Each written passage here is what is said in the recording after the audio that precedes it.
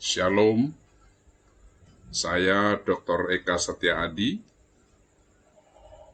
dosen tetap pada program S2 PAK UKRIM Yogyakarta, yang sedang dalam mengikuti diklat PKDP atau peningkatan kompetensi dosen pemula, program dari DBK dan bekerja sama dengan UIN Syarif Hidayatullah Jakarta. Kali ini saya akan menyampaikan tema mengenal Alkitab, yaitu bagian dari doktrin Alkitab atau yang sering disebut bibliologi. Nah, saudara, seringkali orang Kristen merasa sulit menghafalkan nama-nama kitab dalam Alkitab, apalagi jika harus menyebutkannya secara berurutan. Para orang tua yang memiliki anak-anak yang aktif mengikuti sekolah minggu di gerejanya akan merasa malu dengan anak-anaknya jika sampai tidak dapat menghafal nama-nama kitab. Bagaimana bisa mengajarkan Alkitab dengan baik jika nama-nama kitabnya saja tidak diketahuinya? Itulah sebabnya melalui pelajaran mengenal Alkitab hari ini, kita akan mencapai dua bagian yang disebut dalam sub CPMK, capaian pembelajaran mata kuliah.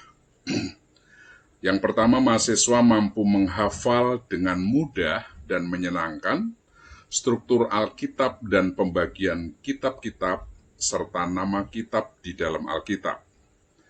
Yang kedua, mahasiswa mampu mengajarkan dengan mudah nama-nama kitab di dalam Alkitab itu kepada orang lain. Nah, marilah kita mulai.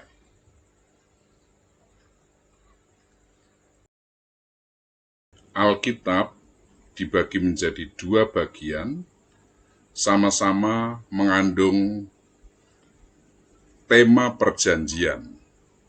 Yang pertama, perjanjian lama, dan yang kedua adalah perjanjian baru.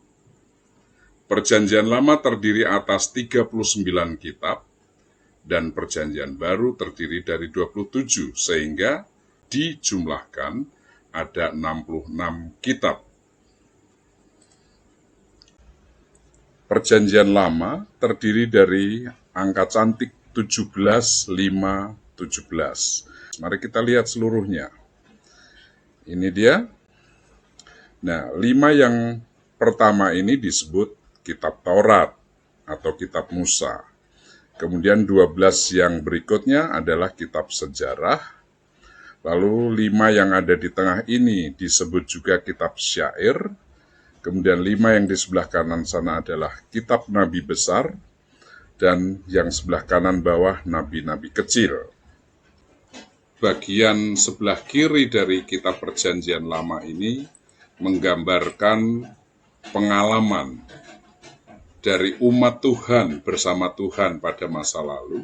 Sedangkan bagian yang tengah yaitu kitab syair atau kitab puisi merupakan ungkapan perasaan kepada Tuhan, bagaimana Tuhan memelihara kehidupan mereka. Dan bagian kanan dari struktur ini, yaitu kitab-kitab nubuatan, baik nabi besar maupun nabi kecil, merupakan pengharapan kedatangan Mesias. Jadi seluruhnya, Taurat ada 5, kitab sejarah ada 12, syair ada 5, nabi besar ada 5, nabi kecil ada 12, total adalah 39. Mari kita sekarang melihat struktur dari perjanjian baru. Struktur perjanjian baru juga cukup menarik kalau kita perhatikan. Ada Injil-Injil dan kitab sejarah. Lalu kemudian ada bagian sebelah kiri ini adalah surat-surat kepada jemaat, ada 9. Di bagian kanan surat-surat umum termasuk kitab Wahyu, ada 9 juga. Lalu di bagian bawah ada surat-surat pastoral atau gembala, ada 4. Jadi seluruhnya ada surat sejarah 1, Injil-Injil ada 4, surat pada jemaat ada 9, surat pastoral ada 4, surat-surat umum ada 9. Jumlah seluruhnya ada 27. Oke, dalam bahasa Inggris ada cara yang mudah juga untuk menolong kita menghafalkan. Perjanjian Lama disebut Old Testament. Mari kita perhatikan ada berapa huruf dalam tulisan Old Testament tersebut. Kita hitung sama-sama. 1, 2, 3. Lalu 1, 2, 3, 4, 5, 6, 7, 8, 9. Jadi ada angka 3 dan 9. Ini kita tarik ke atas, kita jejerkan menjadi 39. Ini menandai bahwa seluruh kitab perjanjian lama berjumlah 39. Bagaimana dengan New Testament? Bukankah kata new juga terdiri dari 3 huruf? Mari kita lihat hurufnya. 1, 2, 3, 1, 2, 3, 4, 5, 6, 7, 8, 9. Bukankah sama? 3 dan 9. Sama caranya. 3 dan 9 kita tarik ke atas.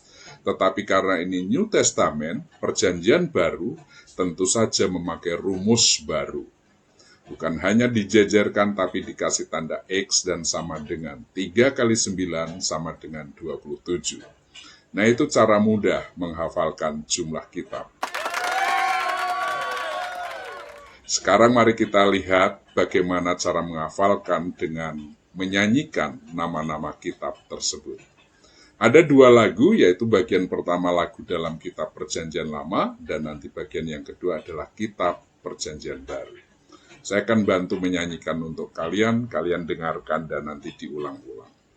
Kejadian, Keluaran, Imamat, Bilangan, Ulangan, Yosua, Hakim-Hakim, Rut, kedua Samuel, kedua Raja-Raja, dan kedua Tawarikh, Esra, Nehemia, Ester, Ayub, Mazmur, Amsal, Pengkhotbah, Kidung Agung, Yesaya, Yeremia, Ratapan, Yehezkiel, Daniel, Hosea, Yoel, Amos, Obadja, Yunus, Mika, Nahum, Habakuk, Sefanya, Hagai, Zakaria, Maleaki.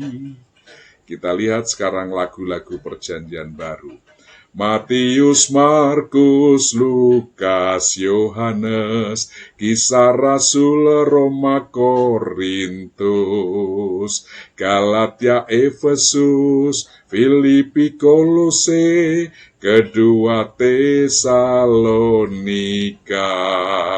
1 dan 2 Timotius, Titus, Filemon, Ibrani, Yakobus, Petrus, ketiga Yohanes, Yudas, dan akhirnya Wahyu. Bagaimana? Hore, aku hafal. Demikian mudahnya menghafal kitab-kitab perjanjian lama maupun perjanjian baru. Kita baru saja menyelesaikan bagian tema mengenal Alkitab, belajar Alkitab, dan mengenali nama-nama kitab. Selamat menikmati pelajaran berikutnya. Tuhan memberkati.